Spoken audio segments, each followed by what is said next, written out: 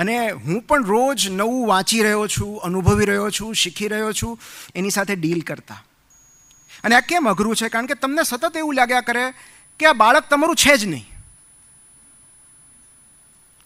જે ટીનેજમાં સંતાનો હશે જેમના, એ વાલીઓને ખબર હશે કે બાળક અચાનક બદલાઈ જાય, ઇમોશનલી ડિસ્ટન્ટ થતું જાય. એની માટે ગુજરાતીમાં સરસ શબ્દ છે બાંગરું. બાંગરું થતું જાય, તોછડું થાય, અવિવેકી થાય, ડિસઓબિડિયન્ટ થઈ જાય, સ્વચ્છંદી થઈ જાય, અતડું થઈ જાય, બોલે જ નહીં. અને મમ્મી પપ્પા બંને એકબીજાની સામે શંકાની નજરે જોયા કરે કે આપણું જ છે.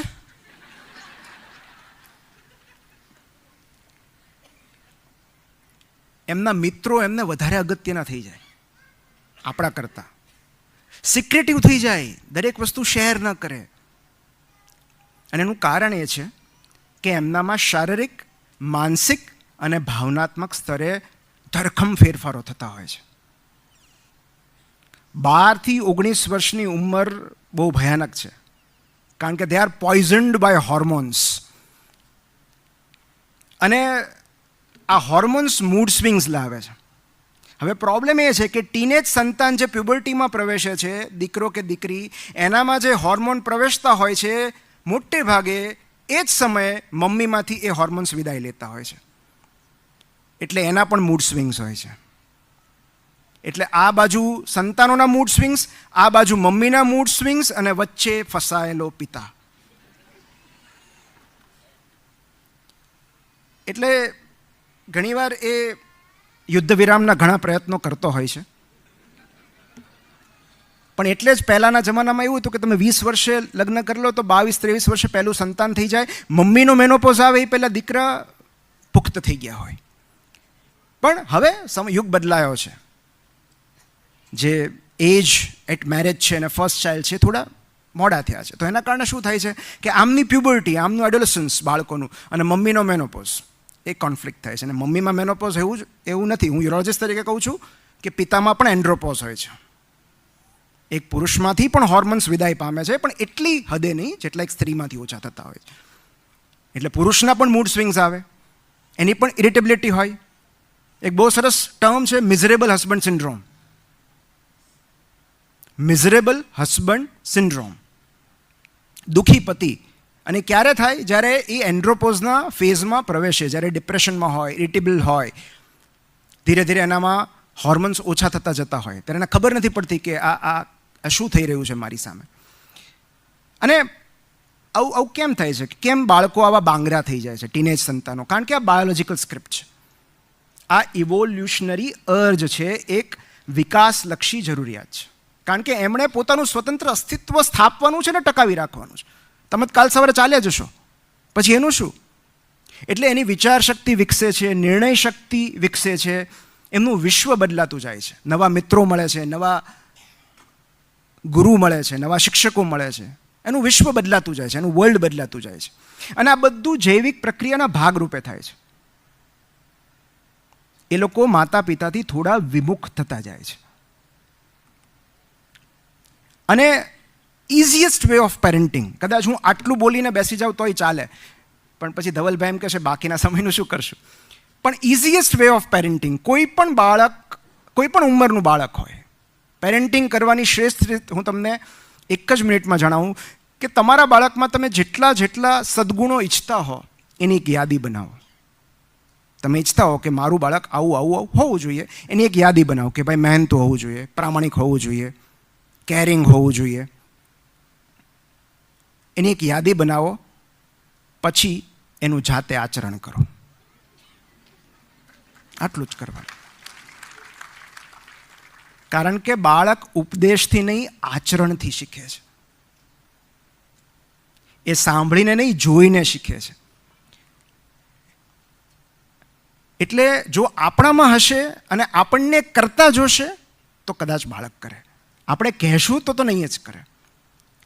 અને આખું પેરેન્ટિંગ જો આપણે 2 સ્તંભ પર ઊભેલું છે, 2 વિચારકોના સ્તંભ પર, હું એવું કહી શકું કે જો આપણે આટલું સમજી જઈએ તો આપણને પેરેન્ટિંગ બહુ અઘરું નહીં લાગે. અને એમાં પહેલો સ્તંભ છે જે મારા પ્રિય છે, જે મારા રગે રગમાં વસેલા છે, ગીજુભાઈ બધેકા. એમણે એક જ વાક્યમાં પેરેન્ટિંગને સમેટી લીધું છે કે બાળક એક સ્વતંત્ર અસ્તિત્વ ધરાવતો જીવ છે. એ આપણું એક્સટેન્શન નથી. આપણી અધૂરી ઈચ્છાઓ, આપણા અધૂરા સપનાઓ પૂરા કરવાનું માધ્યમ નથી.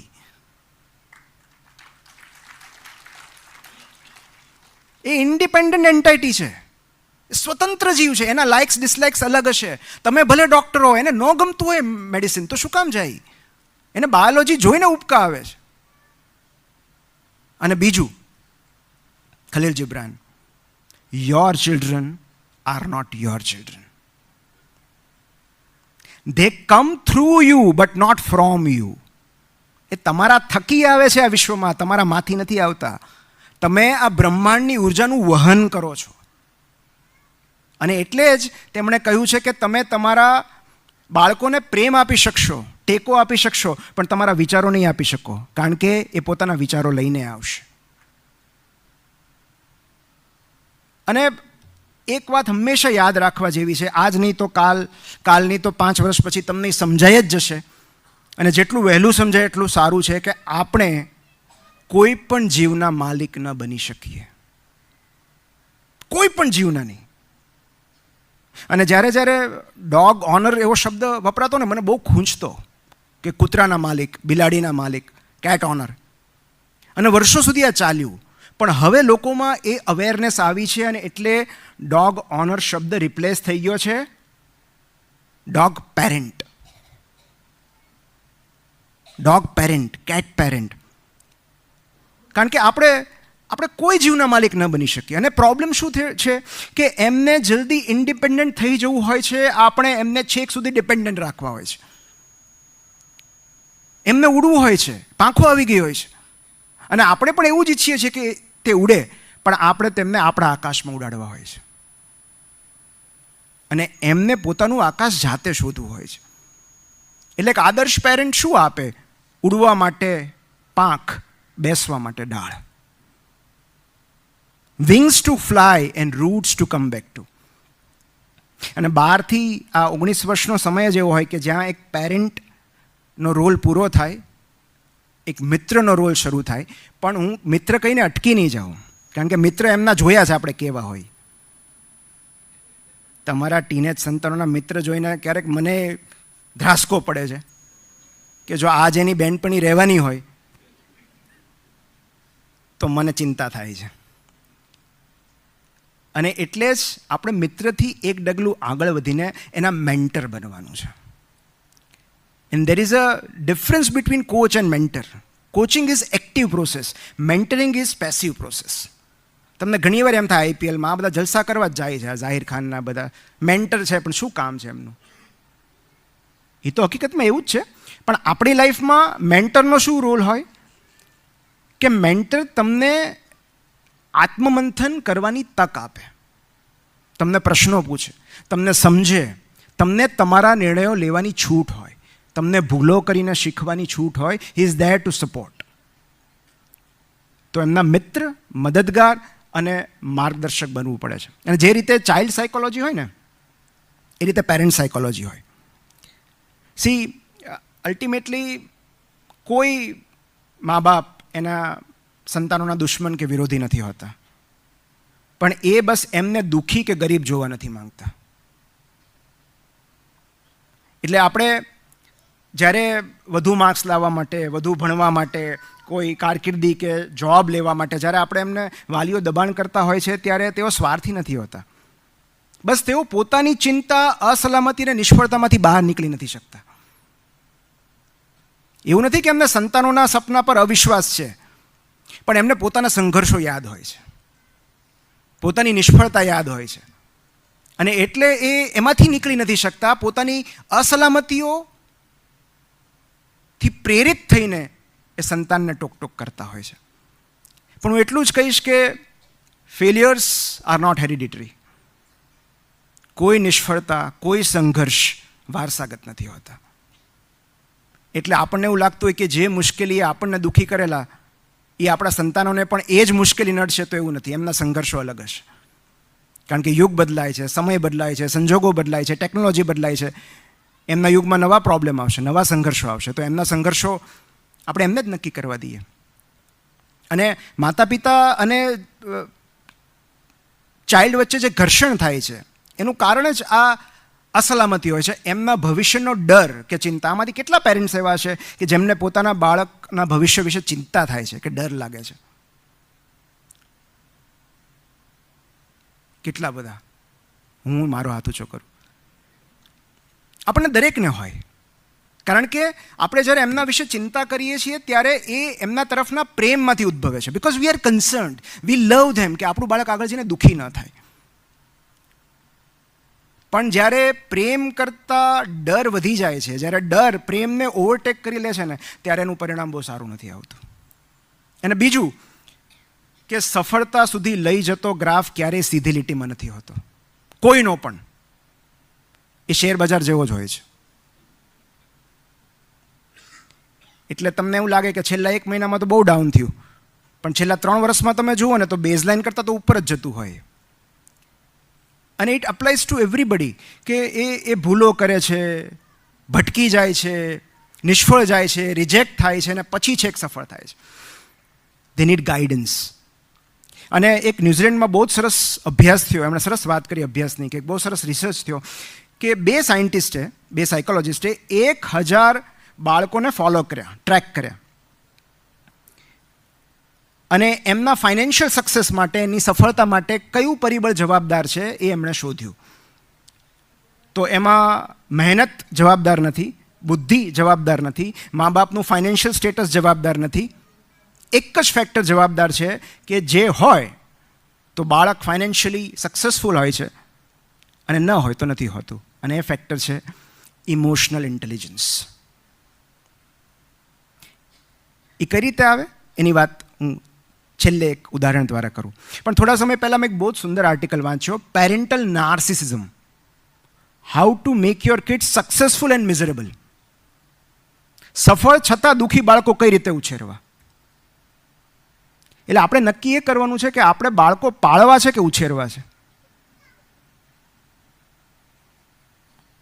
કારણ કે બંનેમાં તફાવત છે. કૂતરો, બિલાડી, પોપટ પાળી શકાય ત્યાં સુધી કે સિંહ પણ સર્કસમાં, જંગલનો રાજા સિંહ પણ થોડા સમય સુધી સર્કસમાં ખેલ કરતો, એને પણ ટેમ કરી શકાય.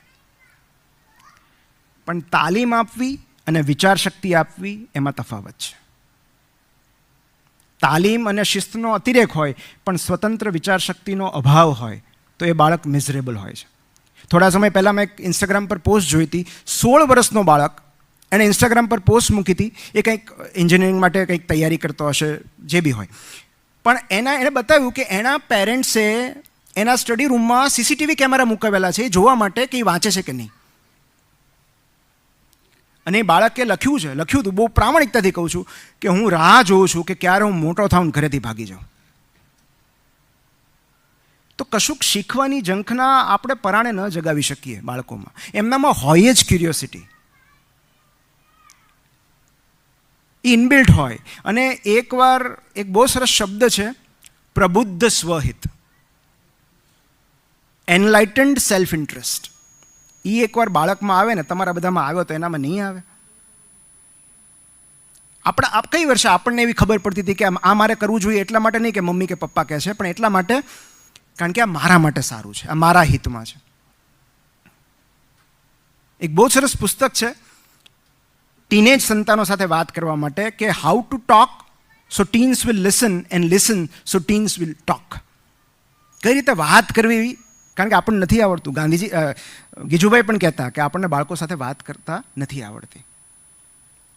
તો ટીનેજ સાથે કઈ રીતે વાત કરવી એના 4 ઉદાહરણ હું તમને આપું છું. એક છે કે ફર્સ્ટ, એમની લાગણીઓનો આદર કરો, વેલિડેટ ધેર ફિલિંગ્સ. એમણે કીધું કે વેલિડેશન ઝંખે છે, કે એમની લાગણીઓનો આદર આપો. એ જે ફીલ કરે છે એને એકનોલેજ કરો. એનું સાદું એક્ઝામ્પલ છે કે ઘરે આવીને કોઈ વાત આપણને કરે કે આજે તો ફલાણી છોકરીએ મારી સામે ન જોયું, આ બોલા લઈ લીધા, અને આપણે કહીએ, આપણું ફર્સ્ટ રિએક્શન શું હોય? એમાં કંઈ રડાય? આ કંઈ રડવાની વસ્તુ છે? સો એવું જ્યારે આપણે કહીએ છીએ એમાં આ કંઈ રડવાની વસ્તુ છે, આ કંઈ ઉદાસ થવાની વસ્તુ છે, આપણે એમની ફિલિંગ્સને ઇનવેલિડેટ કરીએ છીએ. What should be the response? ઓ આ તો બહુ ડિસઅપોઇન્ટિંગ છે, દુઃખી કરે એવું છે, ઉદાસ કરે એવું છે. તારી જગ્યાએ હું હોઉં તો મને પણ આવું જ લાગે. આપણે વાત કરવી છે. અને એનાથી પણ વધુ સારો રસ્તો છે, તને ખબર છે, મારી સાથે પણ આવું જ થયું હતું. સટોરીમાં એક યુવાન છોકરીને પોતાના તરફ આકર્ષિત કરવા માટે અનિરુદ્ધ પાઠક પોતાની નિષ્ફળતા શેર કરે છે. And that is the best way to make friends. કારણ કે એ બાળક હોય કે બીજું કોઈ હોય, કાં તો તમે એને ઇમ્પ્રેસ કરી શકો, કાં તો મિત્ર બનાવી શકો. બે કામ સાથે નહીં થાય. કારણ કે એને મિત્ર બનાવવા માટે તમારે તમારી નબળાઈઓ અને નિષ્ફળતાઓ શેર કરવી પડે છે. તમે એને ઇમ્પ્રેસ કરવા રહેશો તો મિત્ર નહીં બને. સો એ શ્રેષ્ઠ પદ્ધતિ છે બાળકને મિત્ર બનાવવાની. તને ખબર છે, તમે છિછોરે જોયું છે? બ્યુટીફુલ ફિલ્મ, જેમાં એક પિતા પોતાના સંતાન સાથે પોતાની નિષ્ફળતાઓ શેર કરે છે કે હું કઈ રીતે હાર્યો. આપણે આ નથી કરતા. આપણે બણગા જ ફૂંક્યા રાખીએ છીએ કે મારા મેથ્સમાં 100/100 હતા. એ નથી સાંભળવું. એને તમારી નિષ્ફળતાઓમાં રસ છે. તમારી નિષ્ફળતાઓ કહેશો તોય કનેક્ટ થશે તમારી સાથે. બીજું, આદેશ નહીં, વિકલ્પો આપો. Give them options. Offer choices instead of orders. જેમ કે આપણે એમ કહીએ અત્યારે હોમવર્ક કરી લે, તો એ આદેશ. બેટા હોમવર્ક બાકી છે તો તું અત્યારે કરીશ કે રાત્રે જમીને કરીશ? આપણે એને ઓટોનોમી આપીએ છીએ. કારણ કે દરેક બાળક ઓટોનોમી ઝંખે છે, સ્વરાજ ઝંખે છે. અને જ્યારે આપણે કોઈને પસંદગી અધિકાર આપીએ છીએ ને, ત્યારે આપણે એને માન આપીએ છીએ. આ બહુ જ સાદી વાત છે. ઓટોનોમી ઇઝ ઇક્વલ ટુ રિસ્પેક્ટ. આપણે ઘરે મહેમાન આવે તોય પૂછીએ છીએ ને કે ચા લેશો કે કોફી? ભલે પછી બેમાંથી એકેમાં ભલી વાર ન હોય, પણ ઓપ્શન તો આપીએ છીએ. તો એ જે ઓપ્શન આપીએ છીએ કે ગરમ લેશો કે ઠંડુ, તમને આ ફાવશે કે આ, રોકાવાના હોય તો તમને આ રૂમમાં શું ફાવશે, એસી ફાવશે, આ ફાવશે. આપણે એમને ઓપ્શન્સ આપીએ છીએ, પસંદગી અધિકાર આપીએ છીએ. અને જ્યારે આપણે કોઈને પસંદગી અધિકાર આપીએ છીએ, રાઇટ ટુ ચૂઝ, ત્યારે આપણે એમને રિસ્પેક્ટ આપીએ છીએ. ત્રીજું, તમારી સમસ્યા જણાવો, તમારું જજમેન્ટ નહીં. So address the problem, do not attack the person. અને આ હસબન્ડ વાઈફમાં પણ એટલું જ આ વાત લાગુ પડે છે. એક્ઝામ્પલ તરીકે કે આ બહુ કોમન છે દરેક ઘરમાં કે સોફા પર બધું પડ્યું હોય, સ્ટેશનરી હોય કે રમકડા હોય કે જે બી હોય, મોટા થયા પછી બુક્સ પડી હોય, અને આપણે શું કહીએ છીએ? You are so irresponsible. તો એટલી બધી બેજવાબદાર છે. હવે આમાં ક્યાં બેસવાનું? થતું જ હોય છે. અને પપ્પા એમ કે એ ન મૂકે તારે મૂકી દેવું. પણ what is the right way? કે બેટા આપણે એવું જોઈ રહ્યા છીએ કે સોફા પર બહુ બધું તારો અટાળો પડ્યો છે અને કોઈ આવે તો બેસવા માટે જગ્યા નથી, તો આપણે થોડી જગ્યા કરશું, આપણે સાથે મૂકી દઈશું. કારણ કે ગીજુભાઈ એવું કહેતા કે બાળકો ક્યારેય આદેશને અનુસરતા નથી.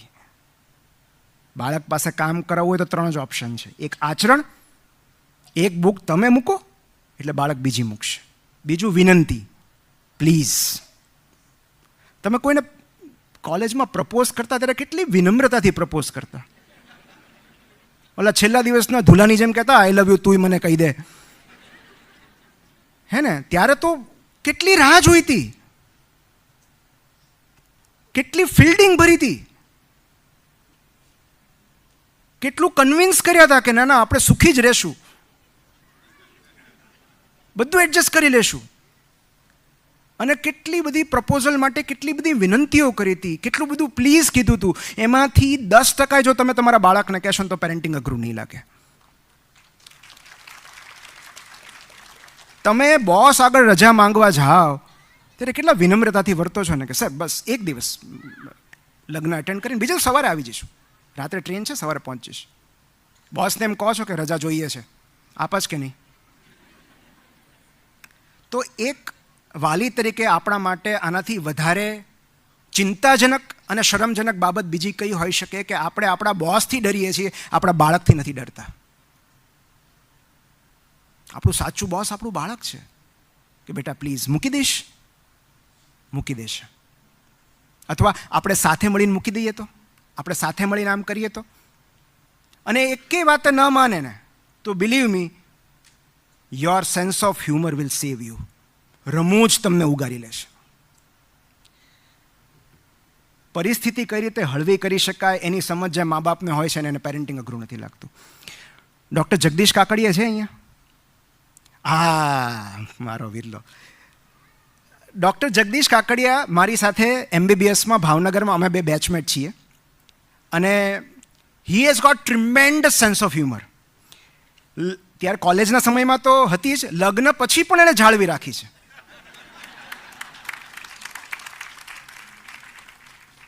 અને આ લગ્ન પછી 2 બાળકો પછી પણ રમૂજ વૃત્તિ ટકાવી રાખવી એ ખરેખર અઘરું કામ છે. બીજી રીતે જોઈએ તો શાહબુદ્દીનભાઈ કહે છે ને કે તમે જગતને હસાવવા નીકળ્યા છો તો બતાવો તમારા દુઃખ ક્યાં છે. બીજી રીતે જોઈએ તો બરાબર છે, લગ્ન પછી કેટલાકમાં રમૂજ વૃત્તિ વધારે ખીલતી હોય છે. પણ એણે ધોખો કર્યો કે એલા તને સાંભળવા માટે ટિકિટ લેવાની, એવો એનો મેસેજ આવ્યો ટિકિટ લીધા પછી. તો ત્યારે મેં જવાબ નહોતો આપ્યો જગદીશભાઈ, પણ અત્યારે હું કહું છું બધાની હાજરીમાં કે સદભાગ્યે આ હાઉસફુલ થઈ ગયું એટલે 2 જ લેવી પડી, નહીંતર આ બધી ટિકિટ તમારે લેવી પડત. તો શાહબુદ્દીનભાઈનું એક અદ્ભુત વિધાન છે કે જે હાસ્યકાર કપરા સંજોગોમાં પોતાના જીવનસાથી કે બાળકોને નથી હસાવી શકતો એ નિષ્ફળ કલાકાર છે.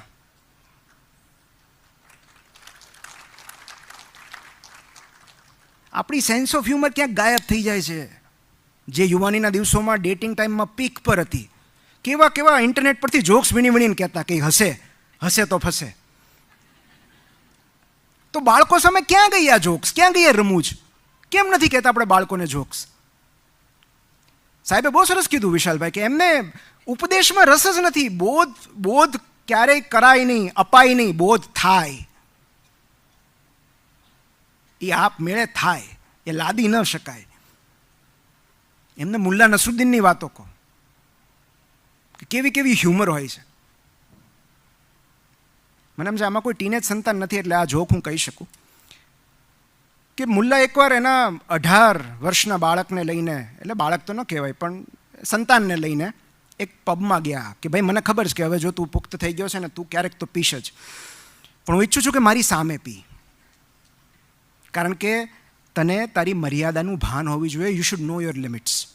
પહેલાં પૂછ્યું કે અબ્બાજાન લિમિટ કઈ રીતે નક્કી થાય?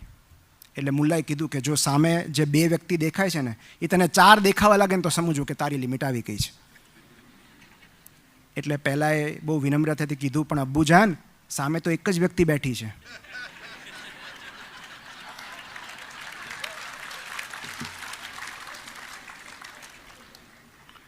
તમારું બાળક 19-20નું થાય ને ત્યારે એને કહેજો.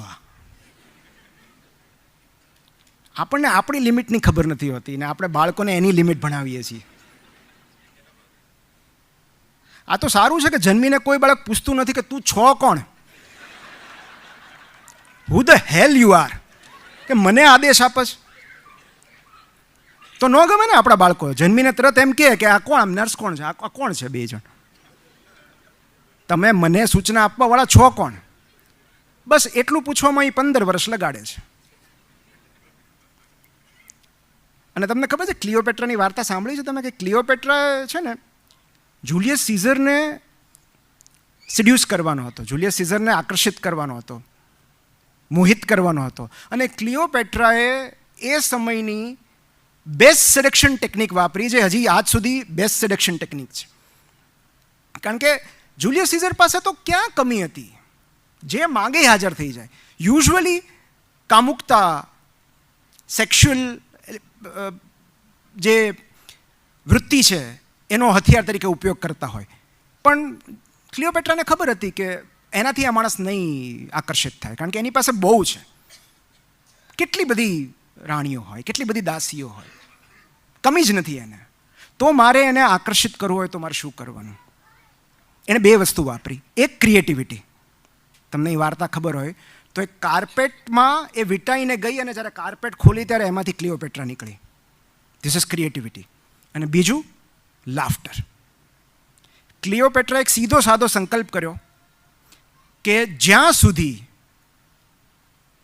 જુલિયસ સીઝર મારી સાથે હોય જેટલો સમય, એટલો સમય એના ચહેરા પર હાસ્ય હોવું જોઈએ. He should be laughing, that's it. કોઈ ફરિયાદ નહીં, કોઈ કકળાટ નહીં, કોઈ ઉપદેશ નહીં, માત્ર હ્યુમર. અને પછી આપણને ખબર છે એ બેના લગ્ન થયા અને સિઝેરિયન આવ્યો અને એના પરથી નામ પડ્યું. તો આજની તારીખે જો તમારે કોઈને વશમાં લેવા હોય તો best weapon is sense of humour. અને જો રમૂજ નહીં ઉગારે, સપોઝ કે રમૂજ નથી તમારી પાસે, તો વાર્તા તો ઉગારશે જ. જેમણે કહ્યું ને, એક નાનો એવો પ્રસંગ કહું છું કે ગીજુભાઈએ, તમે દિવા સ્વપ્ન વાંચ્યું હોય કે નહીં, દરેકે વાંચવું જોઈએ આઈડિયલી. આ આપણી જવાબદારી છે, આપણી ફરજ છે ગીજુભાઈના પુસ્તકો વાંચવા. જ્યારે આપણે, કારણ કે કેવું છે કે ડ્રાઇવિંગ લાઇસન્સ વગર તમે વાહન ચલાવી નથી શકતા, પણ પેરેન્ટલ લાઇસન્સ વગર બાળકો ઉછેરી શકો છો. આ કમનસીબી છે. તો આ જે પુસ્તકો છે એ પેરેન્ટિંગ લાઇસન્સ આપે છે. તો દિવા સ્વપ્નમાં જ્યારે પહેલાં જ પ્રકરણમાં એમણે લખ્યું છે કે એમને એક નવો વર્ગ સોંપવામાં આવ્યો હતો અને ગીજુભાઈને એવું હતું કે હું એમને વશમાં કરી લઈશ બાળકોને. અને એમણે ઓમ બોલાવ્યા અને શાંતિ રાખો અને બધા હૂટ આઉટ કર્યું ને હુરિયો બોલાવ્યો અને 5 જ મિનિટમાં ગીજુભાઈએ ક્લાસમાંથી નીકળી જવું પડ્યું. એમણે રજા આપી દેવી પડી કે ભાઈ તમને રજા. અને બીજે દિવસે સવારે એમણે આખી રાત વિચાર કર્યો કે આમને કઈ રીતે વશમાં રાખવા આ તોફાની બાળકોને, જેને સમજવું જ નથી, સાંભળવું જ નથી. અને બીજે દિવસે સવારે એમણે ક્લાસમાં આવી અને વાર્તા કહેવાની શરૂઆત કરી. રોજ વાર્તા આગળ વધતી જાય અને 4-5 દિવસ પછી વિદ્યાર્થીઓ એવું કહેવા લાગ્યા કે હવે સાંજ પડે તો અમારે અહીંથી નથી જવું, તમે વાર્તા પૂરી કરો. એટલે ગીજુભાઈ એવું લખ્યું છે કે એ કોઈ પણ ઉંમરનું હોય, બાળકોને વશમાં લેવા માટે વાર્તા એક અદ્ભુત જાદુ છે. એ વાત 101% સાચી છે. અને માત્ર નાના જ નહીં, મોટા બાળકોને પણ વાર્તા દ્વારા જ વશમાં કરવા પડે છે. એટલે જ મેં શરૂઆત વાર્તાથી કરેલી. તું શું વિચારે છે, તારે શું કરવું છે, તો સલાહ આપવાને બદલે એમની સ્વતંત્રતાને બળ આપવું જરૂરી છે. એન્કરેજ ઓટોનોમી, કે બેટા વોટ્સ યોર પ્લાન. એક આજ્ઞાંકિત બાળક ઉછેરવા કરતાં એક વિચારશીલ નાગરિક ઉછેરવું વધારે જરૂરી છે. અને active listening is your super power, believe me. જો મા બાપનો અવાજ બંધ થઈ જાય ને, એમની વાણી ચાલી જાય ને, તો મોટા ભાગના બાળકો એમના માતા પિતાના ફેન બની જાય, આજીવન ચાહક બની જાય. બ્રોકાસ એરિયા ચાલ્યો જાય આખો, સ્પીચ જ ન રહે, તો પછી જો કેવી શાંતિને સંપ રહે છે ઘરમાં. કારણ કે પ્રોબ્લેમ અહીંથી થાય છે. આપણે એ જે ઉપદેશક છે ને આપણી અંદર રહેલો, એ તરત બહાર આવી જાય છે. એમ ન કરાય, આપણે સાંભળતા નથી એમને. એટલે બી ઇન્ટરેસ્ટેડ ઇન ધેમ. અને ડેલ કાર્નેગીએ એવું લખ્યું છે કે તમે પોતાની જાતમાં ઇન્ટરેસ્ટ જગાવવાનો પ્રયત્ન કરશો ને તો 2 વર્ષમાં પણ મિત્રો નહીં બનાવી શકો. તમે એમનામાં ઇન્ટરેસ્ટ દાખવશો ને તો 2 જ મહિનામાં ઘણા બધા મિત્રો બની જશે તમારા. તો 5 લવ લેંગ્વેજ છે અને આ સાર્વત્રિક છે, યુનિવર્સલ છે, કે પ્રેમ 5 રીતે દર્શાવી શકાય. એ જીવનસાથી પ્રત્યેનો હોય કે ટીનેજ સંતાનો પ્રત્યેનો હોય. કારણ કે બાળકની મોટાભાગની ગેરવર્તણૂક પ્રેમના અભાવથી સર્જાય છે. માણસ જ્યારે સૌથી વધારે અપ્રિય લાગતો હોય ને ત્યારે જ એને પ્રેમની સૌથી વધારે જરૂર હોય છે. અને એમાં પહેલું છે વર્ડ્સ ઓફ એફર્મેશન, સહાયક શબ્દો, પ્રેરક શબ્દો. એમણે કીધું ને, ઓલી છોકરીનું ઉદાહરણ આપ્યું કે વાહ દોસ્ત, તે પરિસ્થિતિ બહુ સુંદર રીતે હેન્ડલ કરી, વેરી નાઇસ. ફલાણાની હાજરીમાં તે બહુ સરસ બિહેવ કર્યું, તારી સેન્સ ઓફ હ્યુમર જોરદાર છે. બીજું સેવા. સેવા એટલે કંઈ એના પગ નથી દબાવવાના, પણ સેવા એટલે એનો પ્રોજેક્ટ પૂરો કરવામાં મદદ કરવાની છે, કે એની સાયકલને પંક્ચર પડી ગયું તો એ રિપેર કરી દેવાનું. આ બધી આમ તો આપણી ફરજ કહેવાય, પણ સેવા. ત્રીજું છે ગિફ્ટ્સ. ગિફ્ટ્સ પણ એવી કે આ પુસ્તક તને ગમશે, તારું રાઇટિંગ પેડ તૂટી ગયું હતું ને તો આ રાઇટિંગ પેડ. તો જ્યારે આપણે ગિફ્ટ આપીએ છીએ ત્યારે બાળકને રિયલાઇઝ થાય છે કે નહીં, પપ્પા કે મમ્મી મારા વિશે વિચારે છે. ચોથું ક્વોલિટી ટાઈમ, સમય, અનડિવાઇડેડ અટેન્શન. જ્યારે આપણે એ બોલતા હોય ને આપણે સાંભળતા હોઈએ, અથવા કોઈ શેર્ડ એક્ટિવિટી કરતા હોઈએ. અને પાંચમું સ્પર્શ, સૌથી વધારે મહત્ત્વની વાત. એક પુસ્તકમાં એક બહુ સરસ લખ્યું છે કે બાળક મારું માનતું નથી. આપણે કહીએ છીએ ને કે બાળક મારું સાંભળતું નથી. તો મા બાપ થવું આકરું છે, આ પુસ્તકનું નામ છે ગીજુભાઈના. મા બાપ થવું આકરું છે. અને એમાં એમણે દરેક પ્રોબ્લેમને ઉદાહરણ સાથે સમજાવ્યું છે, વાર્તાના સ્વરૂપમાં. અને એમાં એક વાલી આવીને કહે છે કે ભાઈ આ બાળક મારું માનતું નથી. મમ્મી પપ્પા આવીને ગીજુભાઈને કહે છે. એટલે ગીજુભાઈએ સામો સવાલ કર્યો કે તમે બંને એકબીજાનું માનો છો?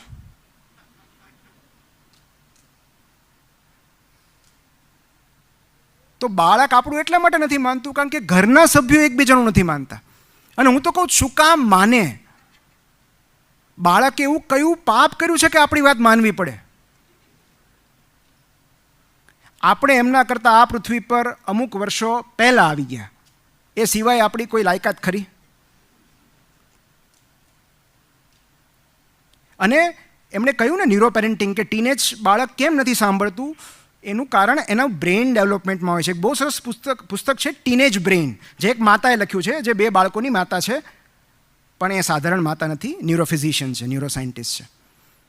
એટલે કોઈ પણ માતા લખે ને તો પહેલાં તો એ આવું જ લખે, ફરિયાદ જ કરે કે માનતું નથી. પણ કેમ નથી માનતું એનો જવાબ એમણે આમાં આપ્યો છે કે ટીનેજ બ્રેઇન છે ને એ ડેવલપિંગ બ્રેઇન છે. એમાં પ્રી ફ્રોન્ટલ કોર્ટેક્સ હજી બન્યું નથી હોતું, અને એમનું એમિગડેલા જ એક્ટિવ હોય છે. પ્રી ફ્રોન્ટલ કોર્ટેક્સ એટલે કે જેમાં લોજિક હોય, રિઝનિંગ હોય, ઇમ્પલ્સ કંટ્રોલ હોય, એમ્પથી હોય,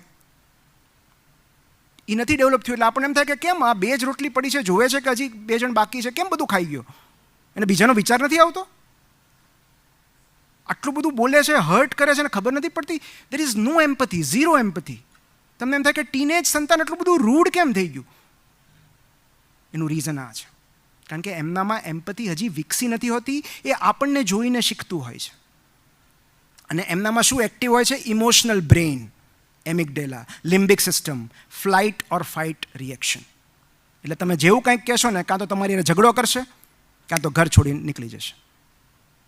ફાઇટ ઓર ફ્લાઇટ. એ ઇમોશનથી જ વિચારે છે.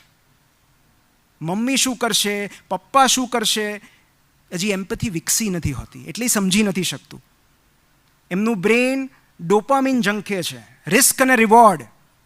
એમને રિસ્ક લેવું છે એટલે ફૂલ સ્પીડે કાર ચલાવે છે, બાઇક ચલાવે છે. એમને રિવોર્ડ જોઈએ છે તાત્કાલિક. અને એમનું ઇમોશનલ રેગ્યુલેશન હજી ડેવલપ થતું હોય છે. અને મિડ-20s સુધી ડેવલપ થાય છે. કેટલાકનું તો 40 નથી થતું હતું. નથી હોતું ઇમોશનલ રેગ્યુલેશન, ભાવાત્મક પરિપક્વતા નથી હોતી. અને જો 25 સુધીમાં નહીં આવે તો પછી આશાય ન રાખવી. એટલે એમને ઇમોશન્સ વધુ તીવ્રતાથી ફીલ થાય છે અને એમાંથી બહાર આવતા વાર લાગે છે. અને સેકન્ડ એ છે કે autonomy is the developmental need. સ્વરાજ કે સ્વાયત્તતા એમની વિકાસલક્ષી જરૂરિયાત છે. અને એટલે મા બાપનો વિરોધ કરવો કે સામે ના પાડવી એ એમની સ્વતંત્ર ઓળખ કેળવવા માટે તંદુરસ્ત લક્ષણ છે. આપણને એમ થાય કે દરેક વસ્તુને ના પાડે છે. પણ 3 E's are very important. Ears, empathy અને એન્કરેજમેન્ટ. અને સિમ્પલ ફોર્મ્યુલા જ એ છે કે ફર્સ્ટ કનેક્ટ ધેન કરેક્ટ. પહેલાં કનેક્ટ થાવ એમની સાથે, અને અમુક વાતો એમને કહેવી જરૂરી હોય છે. આપણા અનુભવો, જ્યાં આપણે દુઃખી થયેલા કે જ્યાં આપણે દાઝેલા છીએ કે જે આપણા અનુભવો છે એમને કહેવા જરૂરી છે. દેટ ઇઝ પેરેન્ટિંગ, કે આપણે આપણા અનુભવો એમની સાથે શેર કરી શકીએ. પણ એ કહેવા માટે બાળક રિસેપ્ટિવ હોવું જરૂરી છે, અને રિસેપ્ટિવ હોવા માટે એનું કનેક્ટેડ હોવું જરૂરી છે. So I would say connection, then compassion and then correction. એટલે તમારે બાળકને સલાહ આપવી છે તો આપો, પણ પહેલાં એની સાથે અડધી કલાક રમવું પડશે. એની વાત પહેલાં સાંભળવી પડશે. અને એમણે બહુ સરસ ઉદાહરણ આપ્યું કે બાળક સ્કૂલેથી આવે ત્યારે મમ્મીના પ્રશ્નો શું હોય કે આજે શું કરાવ્યું, કેટલું લેસન આપ્યું, શું હોમવર્ક આપ્યું, પરીક્ષા કઈ હતી, કેટલા માર્ક્સ આવ્યા, તારી બહેનપણીના કેટલા આવ્યા, તારા ભાઈબંધના કેટલા આવ્યા. આપણે ક્યારે એવું નથી પૂછતા, બેટા તારો દિવસ કેવો રહ્યો, તે ખાધું. This is connection. અને જ્યારે આપણે આવું પૂછીએ છીએ ત્યારે બાળકને સમજાય છે કે મમ્મી કે પપ્પાને મારી ઉપલબ્ધિઓ કે સફળતામાં નહીં, મારામાં રસ છે, મારા અચીવમેન્ટ્સમાં નહીં, મને એક વ્યક્તિ તરીકે તેઓ પ્રેમ કરે છે. પણ તમે એમ કહો આટલો બધો લાડ લડાવીએ, જે આ બે વક્તાએ કીધું એટલું બધું આપણે કરીએ તો બાળક બગડી ન જાય? ઘણા પતિ કહેતા છે કે આવું બધું ન હોય, આ બોલવું છે આ લોકોને. તો એની માટે એક પુસ્તક છે, ધ અપોઝિટ ઓફ સ્પોઇલ્ડ. બાળક ક્યારે ન બગડે અથવા બાળક ક્યારે બગડે, તો 4 જ પરિબળો જવાબદાર છે જે બાળકને બગાડે છે, અને એમાંથી 3ને પૈસા સાથે કાંઈ લેવા દેવા નથી. તમે એમ કહો ને અમીર મા બાપના બાળકો બગડી જાય, તો 4માંથી 3 એવી વસ્તુઓ છે જેને તમારી આર્થિક ધોરણ સાથે કાંઈ લેવા દેવા નથી. પહેલું છે ઘરમાં કોઈ જવાબદારી કે કામકાજ ન હોવું. બાળકને કોઈ જવાબદારી સોંપવામાં નથી આવતી, કોઈ કામકાજ નથી સોંપાતું કે તું આ કરી નાખ, તું આમ કરી નાખ, તું આમ કરી નાખ. નહીં, કોઈ રિસ્પોન્સિબિલિટી નહીં બાળકની, તો બગડી શકે. બીજું, having no rules to follow. ઘરના કોઈ નિયમ જ ન હોય, ગમે ત્યારે ઉઠવાનું, ગમે ત્યારે જમવાનું નહીં. અને એ જ્યારે હું નિયમોની વાત કરું છું, એ સામૂહિક નિયમ હોવા જોઈએ. બાળક માટે નિયમો અલગથી ન હોય. 8:30 વાગે જમવા બેસીએ ત્યારે ફોન નહીં જોવાનો, ફેમિલી ટાઈમ હોય ત્યારે ફોન નહીં જોવાનો, આટલા વાગે ઉઠી જવાનું, આટલા વાગે ઘરે પાછા આવવાનું. જો નિયમ નહીં હોય, કોઈ રૂલ્સ નહીં હોય, કોઈ શિસ્ત નહીં હોય, તો બાળક બગડી શકે છે. ત્રીજું, ટુ મચ ઓફ એટેન્શન. આપણે કીધું ને ઓવર પેરેન્ટિંગ, હેલિકોપ્ટર પેરેન્ટિંગ. બહુ વધારે પડતું એટેન્શન મળે તો પણ બાળક બગડી જાય. અને ચોથું, જે માંગે એ બધું જ મળી જાય. આ મટીરિયલિસ્ટિક છે. વિટામિન એનનો અભાવ. વિટામિન એન એટલે વિટામિન નો. આ ના સાંભળવી બહુ જરૂરી છે, કારણ કે અત્યારે નહીં સાંભળે ને તો ગર્લફ્રેન્ડ કે બોયફ્રેન્ડ તો પાડી જ દેશે ટેવ. જગત તો પાડી જ દેશે. તમે આપશો બધું, આ જગત નહીં આપે. બહુ રાહ જોવડાવે છે. છેલ્લે મને એક બે મા બાપ એવું પૂછતા હતા કે અમને બહુ ડર લાગે છે કે અમારા સંતાનો અમારાથી વિમુખ નહીં થઈ જાય ને, અમને છોડીને ચાલ્યા નહીં જાય ને, પાછા તો આવશે ને. અને ત્યારે હું એમ કહું છું કે આ 2 તરકીબ તમે આજમાવી શકો. પહેલી વસ્તુ તો એ કે your children or our children owe us nothing. આપણા બાળકો આપણને કશું જ આપવા બંધાયેલા નથી. આ હકીકત છે. આપણે એના ભાષ્ય અલગ અલગ કર્યા છે આપણી જરૂરિયાત પ્રમાણે, આપણા સ્વાર્થ પ્રમાણે, કે આપણે જન્મ આપ્યો અને આપણે ઉછેર્યા હોય તો આપણું તો કરે જ ને, ન કરે એવું નથી હોતું. આપણે એમને આ પૃથ્વી પર લાવ્યા છે આપણી સમજણ પ્રમાણે, એમણે અરજી નહોતી કરી. સો અવર ચિલ્ડ્રન ઓ અસ નથિંગ. કોઈ જ અપેક્ષા ન રાખો, કારણ કે એ કદાચ ન ફૂલફિલ થાય. અને 2 જે તરકીબ છે, એક એવી કે આપણા ઉછેર દરમિયાન આપણા મા બાપે પણ ઘણી બધી ભૂલો કરી હશે અને આપણને યાદ હશે એ ભૂલો, એમને માફ કરી દેવા, તો કદાચ આવતીકાલે આપણા સંતાનો આપણને માફ કરી દે, કદાચ. અને બીજું બહુ અગત્યનું છે, એમની અપૂર્ણતાને ચાહો. લવ ધેર ઇનકમ્પ્લીટનેસ. એમની નબળાઈઓને ચાહો, કારણ કે એ તમારી અપૂર્ણતાને ચાહે છે. આજ સુધી કોઈ બાળક એની મમ્મીને એવું કીધું છે કે મમ્મી તને અંગ્રેજી બોલતા નહીં આવડે ને તો હું તારા ખોળામાં નહીં બેસું? પપ્પા તમને પ્રમોશન નહીં મળે ને તો હું તમને વાલી નહીં કરું?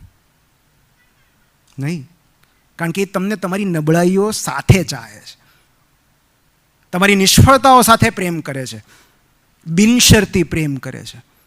અને આપણે પણ એમને બિનશરતી પ્રેમ કરતા શીખવું પડશે. 4 બ્રહ્માસ્ત્ર છે: sense of humour, story telling, emotions. તમે શું ફીલ કરો છો એ બાળકને કહો કે બેટા તારી આ વાત મને બહુ હર્ટ કરી છે. આટલું જ પર્યાપ્ત છે. બિકોઝ બાળકો આપણાથી ઇમોશનલી કનેક્ટેડ હોય છે. અને જ્યારે પણ આપણે એમ કહીએ છીએ કે તારી આ વાતથી મને બહુ દુઃખ પહોંચ્યું છે, એ વાત એમને પણ દુઃખ પહોંચાડે છે. અને મેક ધેમ રિસ્પોન્સિબલ કે બેટા I trust you, you are the best જજ of yourself. To sum up, છેલ્લે મને ગીતામાંથી જે 4 પેરેન્ટિંગ ઇન્સાઇટ્સ મળ્યા એ કહીને હું પૂરું કરું છું. આમ ગીતામાં ડાયરેક્ટલી કોઈ પેરેન્ટિંગની વાત નથી, પણ ઇનડાયરેક્ટલી જે પેરેન્ટિંગ ઇન્સાઇટ્સ છે એમાં પહેલું છે ડિટેચ્ડ ઇન્વોલ્વમેન્ટ. કે ભાઈ બાળકોને ઉછેરવા, એમને પ્રેમ આપવો, એને ટેકો આપવો, એમને બધું પ્રોવાઈડ કરવું એ આપણી ફરજ છે, આપણું કર્મ છે. એનું પરિણામ શું આવશે એ આપણને ખબર નથી, એ આપણા હાથમાં નથી. ડિટેચ્ડ ઇન્વોલ્વમેન્ટ કે બેટા આઈ લવ યુ, અને તારા પોષણ માટે, તારા ઉછેર માટે, તારી વૃદ્ધિ માટે, તારા કલ્યાણ માટે જે કાંઈ જરૂરી હું કરીશ, પણ તારું ભવિષ્ય, તારી નિયતિ તને ક્યાં લઈ જશે મને નથી ખબર. કારણ કે મારું કર્મ મેં પૂરું કર્યું, હવે શું પરિણામ આવે છે એ મારા હાથમાં નથી. બીજું છે સ્થિત પ્રજ્ઞા, ઇમોશનલ રેઝિલિયન્સ. અને emotionally stable parents raise emotionally intelligent kids. આપણે એને ઉપદેશ આપીને ઇમોશનલ ઇન્ટેલિજન્ટ ન બને, એની માટે આપણે ઇમોશનલ ઇન્ટેલિજન્ટ બનવું પડે. ત્રીજું છે સ્વધર્મ, પોતાનો રસ્તો, પોતાનો ઉદ્દેશ્ય, પોતાનો પર્પસ. અને એવું કહેવાય છે ને કે કોકના ધર્મમાં સફળ જવા કરતાં પોતાના ધર્મમાં નિષ્ફળ જવું સારું. તો આપણે આપણા અધૂરા સપનાઓ એમના પર પ્રોજેક્ટ ન કરી શકીએ, કારણ કે એમનો પર્પઝ અલગ છે, એમનો રસ્તો અલગ છે, એમનો ઉદ્દેશ્ય અલગ છે. ચોથું, આખી ગીતા કહી દીધા પછી, આટલું બધું સમજાવ્યા પછી, અલગ અલગ ઉદાહરણો દ્વારા વિરાટ સ્વરૂપનું દર્શન કરાવ્યા પછી, આટલું બધું સમજાવ્યા પછી છેલ્લે કૃષ્ણ શું કહે છે? યથા ઈચ્છસી તથા કુરુ. તને યોગ્ય લાગે એમ કર, મારો કોઈ ફોર્સ નથી. ઓટોનોમી આપી અર્જુનને કે હજી આટલું બધું કર્યા પછી તારી ઈચ્છા ન હોય તો તું ન લડ, વાંધો નહીં. હું તને સમજાવી શકતો તો એટલું મેં સમજાવ્યું. શું સમજાવ્યા પછી પણ ઓટોનોમી આપવી જરૂરી છે કે બેટા I trust you, you make your own decision, you are the best જજ. એન્ડ લાસ્ટ,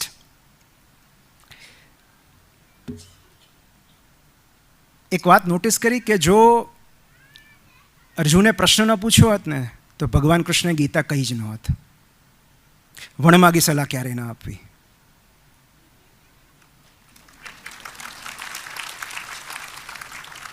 ગીતા જેવું ગીતા પણ ઉપદેશ નથી, પ્રશ્નોત્તરી છે. અર્જુન જેટલું અને જે પૂછે છે એટલાનો જ જવાબ મળે છે. અર્જુનના પૂછ્યા વગર કદાચ કૃષ્ણ ભગવાને કીધું હોત ને તો આની અસર આટલી ન રહેત. બાળકને પૂછવા તો દો, એ પૂછશે, એ આવશે આપણી પાસે. જો આપણી અંદર રહેલો ઉપદેશક, સુધારક, વિચારક શાંત થઈ જાય તો આપણી અંદર રહેલો મિત્ર બહાર આવશે. અને બાળક એની રાહ જોતું હોય છે કે ક્યારે મને જજમેન્ટ વગર, ટીકા વગર મારા પપ્પા કે મમ્મી મને સાંભળે તો હું કહું. જજમેન્ટ ન કરતા, તું આવો છે ને તું તેવી છે, તમે ખાલી મને સાંભળી લો. પછી શું થયું? પેલી આમ કર્યું, પેલા પછી શું થયું? So I am interested in your story, I am not interested in judgement. Do not conclude. અને વહેલા મોડા બાળકો આપણા જેવા બનતા જ હોય છે, આપણા જેવા જ બની જાય છે, અને એ બહુ દુઃખી કરનારી બાબત છે. કેટલાક લોકો એટલે દુઃખી હોય છે કારણ કે આ તો મારા જેવું જ થયું. એટલે જો આપણે બાળકોને આપણા જેવા ન બનાવવા હોય, કારણ કે અલ્ટિમેટલી પેરેન્ટિંગનો હેતુ જ એ છે ને કે આ જીવ જે આપણે લાવીએ છીએ એને આગળ લઈ જવો. સિવિલાઇઝેશન એ રીતે તો આગળ વધે છે. સંતાન પ્રાપ્તિ કે આ જે પ્રોડક્શન છે, રિપ્રોડક્શન, એનો હેતુ કાંઈ આપણા ઘડપણના ટેકા માટે નથી. એ એટલા માટે છે કે આપણે સંસ્કૃતિને આગળ વધારી શકીએ. તો આપણું બાળક આપણા કરતાં વધારે સુસંસ્કૃત હોવું જોઈએ, વધારે પ્રજ્ઞાવાન હોવું જોઈએ, વધારે જાણકાર હોવું જોઈએ, વધારે મદદરૂપ હોવું જોઈએ, કે જે પરિસ્થિતિમાં એ આવ્યું હતું એની કરતાં એ જ્યારે જાય ત્યારે આ સૃષ્ટિને વધારે સારી કરીને જાય. અને આપણા જેવું જ રહેશે, આપણે જેવું વિચારીએ છીએ એવું જ વિચારશે, તો પછી આ 15-20 વર્ષની જે આપણે મથામણ કરીએ એનો અર્થ શું? એની દ્રષ્ટિ આપણા કરતાં વધુ વ્યાપક હોવી જોઈએ.